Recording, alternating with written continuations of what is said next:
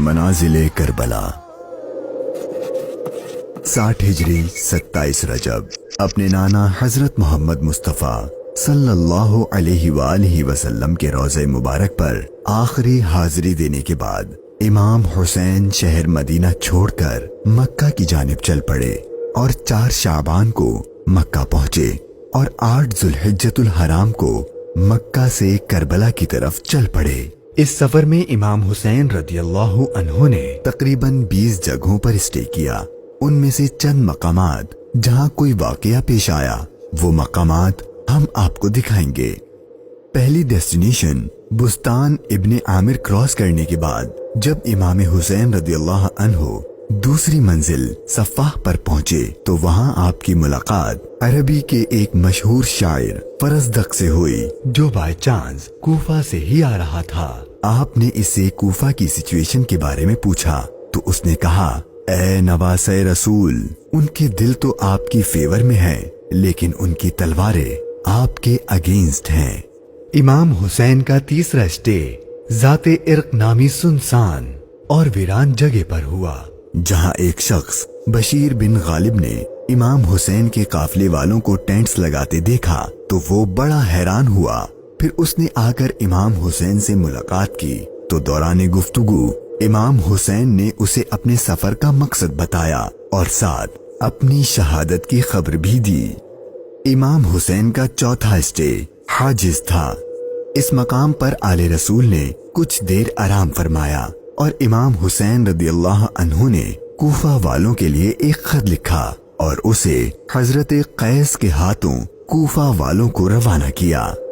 5वीं मंजिल बाजुल उयून और 6ठी मंजिल खुजैमिया को क्रॉस करके इमाम आली मकाम जब 7वीं मंजिल जरूद पर पहुंचे तो आपको जुहैर बिन अल कैस नामी शख्स मिले जो कि हजरत उस्मान गनी के करीबी लोगों में से थे और हज अदा करके आ रहे थे।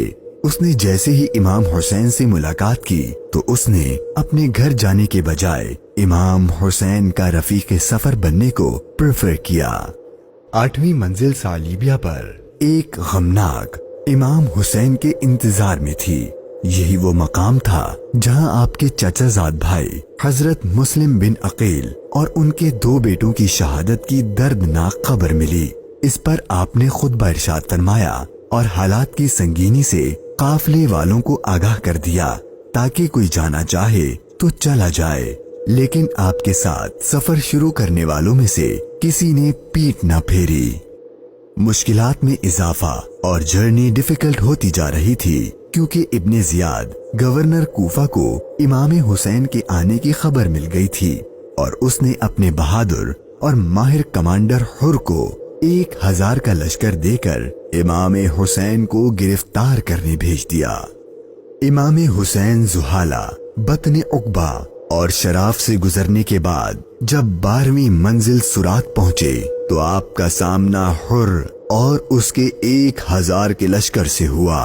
इस रेगिस्तानी इलाके में हुर और उसके लश्कर वालों का प्यास से बुरा हाल हो चुका था और उनके पास पानी भी नहीं था तो इमाम हुसैन ने उनको अपने हाथ से पानी पिलाया। फिर आपने उनके सामने तकरीर की और जब आप जोहर की नमाज पढ़ने के लिए खड़े हुए तो आपके काफिले वालों के साथ हुर के लश्कर ने भी आपके पीछे नमाज पढ़ी। 13वीं मंजिल कादसिया, ये है टर्निंग पॉइंट। इमाम हुसैन रदियल्लाहु अन्हु को जाना तो कूफा था लेकिन आपने रास्ता तब्दील कर दिया और आप करबला की तरफ चलना शुरू हो गए। इमाम हुसैन अपनी मंजिल शहादत की तरफ सफर करते हुए मुगीसा, उज़ीबुल हिजानात, बैदा और जू हुसम के बाद जब 18वीं मंजिल कसरे बनी मुकातिल पर पहुंचे तो शाम हो चुकी थी। आपने रात यहीं गुजारी और सुबह जब इमाम हुसैन यहाँ से रवाना हुए तो आपकी जबान पर इन्ना लिल्लाही व इन्ना इलैहि राजिऊन के कलिमात जारी थे। आपके बेटे अली अकबर ने आपसे ये कलिमात पढ़ने की वजह पूछी तो आपने फरमाया कि बेटा, मैंने अभी ख्वाब देखा है और उसमें हमें शहादत की खबर दी गई है। तो आपके शहजादे ने पूछा कि ऐ बाबा जान, کیا ہم حق پر نہیں ہیں؟ تو امام حسین نے فرمایا کیوں نہیں؟ تو آپ کے شہزادے نے بہادری سے جواب دیا کہ پھر موت سے کوئی ڈر نہیں۔ امام حسین کا سفر شہادت، سفر بقائے اسلام اپنے اینڈ کو پہنچنے لگا تھا۔ بس 2 اسٹاپ باقی تھے اور وہ ساری باتیں حقیقت ہونے والی تھیں جو بچپن سے آپ کی شہادت کے بارے میں مشہور تھیں۔ امام حسین جب اپنی سیکنڈ لاسٹ منزل نینوا پر پہنچے تو آپ کی آنکھوں کے سامنے بھی وہ سارا منظر گھومنے لگا جو آپ اپنے والد سے سنا کرتے تھے۔